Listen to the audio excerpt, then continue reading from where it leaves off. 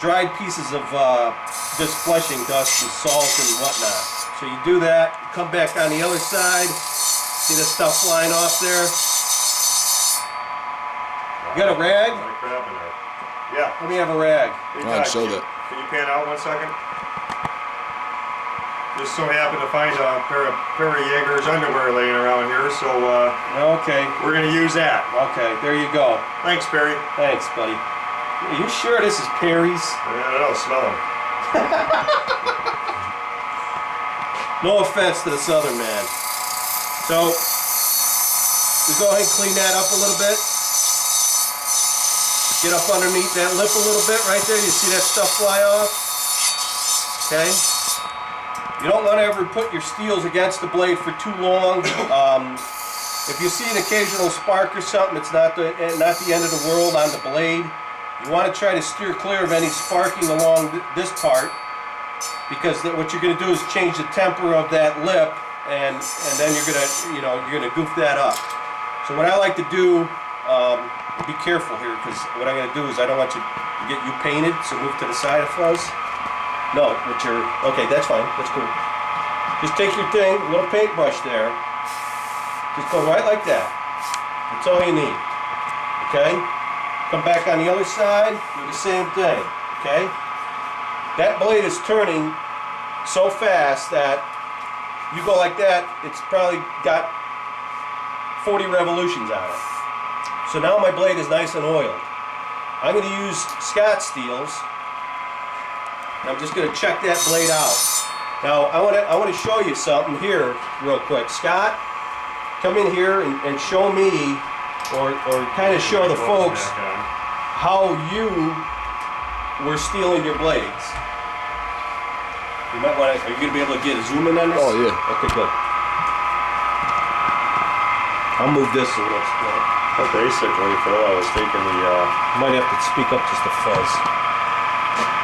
steel with the sharp point on it for under the lip. It's just running up under my lip. Go back over this way. Running the flat, over the top. You're just trying to bring it up. So I actually seen the blade. You actually kind of see when you're, you know, when you're in there, and when you're in there for sure, you're gonna get some sparks coming off of it. Okay. Usually. Now that's how I used to do it. Right. Now I'm going to show you a little tidbit that I picked up on Scott here is when he was setting his steels, he was kind of getting the steel going in at either a 90 or even a little backward motion here. And what that's doing is you're creating some friction here, and you're not kind of going with the flow. What I like to see a guy do with his steels is kind of, I use the down river theory, is get the steels, the leaning part of the steels, get them leaning forward. So you're creating a V, kind of like you would with ceramic crocks on a knife sharpener. So I like to get the leading point forward like this. Okay? This way you're kind of jabbing that steel, kind of getting that thing stuck up in there, and you're liable to get some chatter. Okay?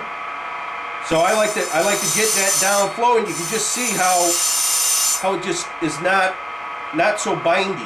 Okay? So what you want to do too is you oil it. If you oil your blade, you're going to get a few more, maybe a second more of touch-up time. Scott might be putting the steel on there just a little bit too long, okay? And what you want to do is steeling does not require horsepower, okay? Steeling requires a feather-light touch. And once you put the steels on there, it's all about, for me, some people can tell by sound. So like, they could be tuning, and all of a sudden, boom, they hear a sound, and they go, woo, that's it. Other people can do by feel. I could do most of mine is by feel, because I usually got a radio going. So I'll feel it, and I'll go real light. Okay, I'm not putting any pressure. You're not seeing sparks flying. Right there is nice and light, and I'm turning that blade up. I like a blade up. And right there we got what I think is a pretty nicely tuned steel.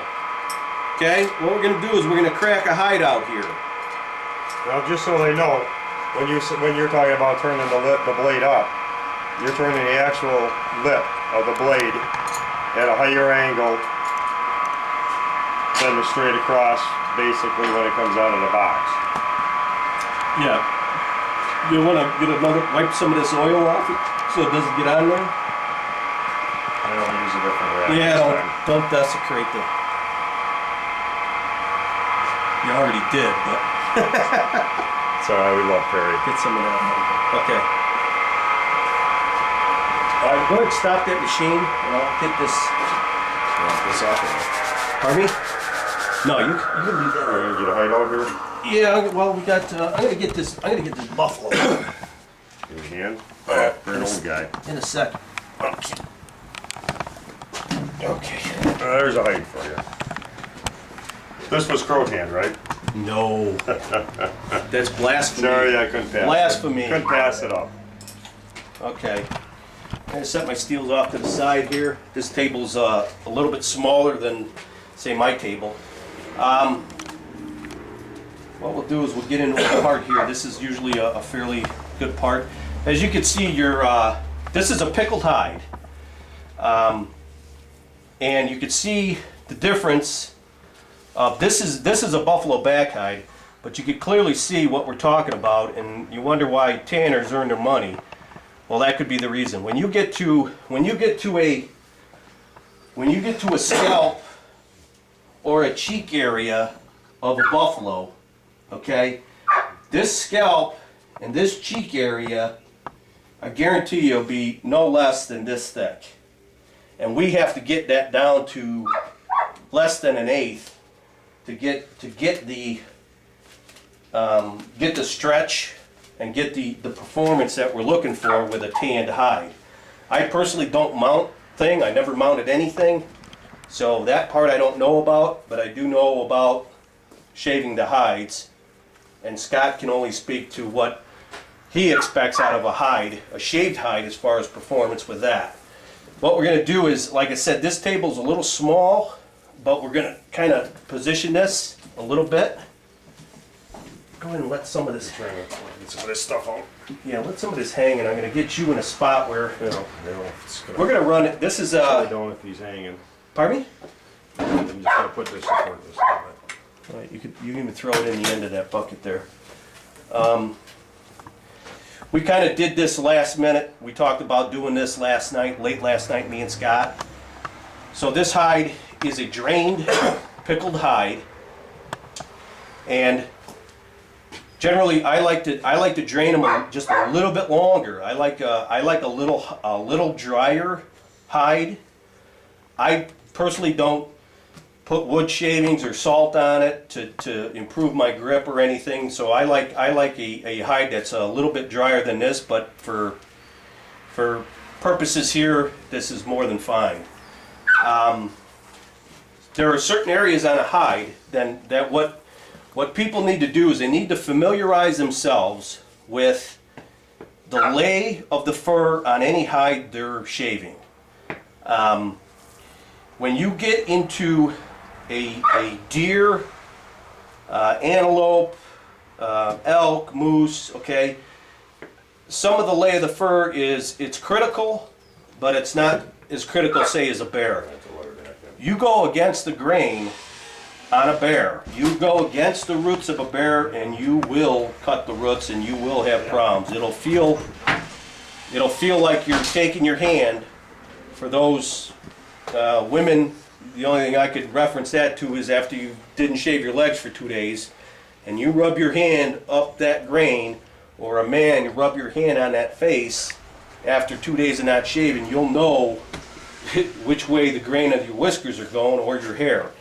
You always shave with the roots going away from you. So your blade is going over the root system this way. If you come back at it this way with the blade, you're going to be cutting these roots back against the lay. Okay? So you don't want to do that. It's more critical when you're down to final shaving.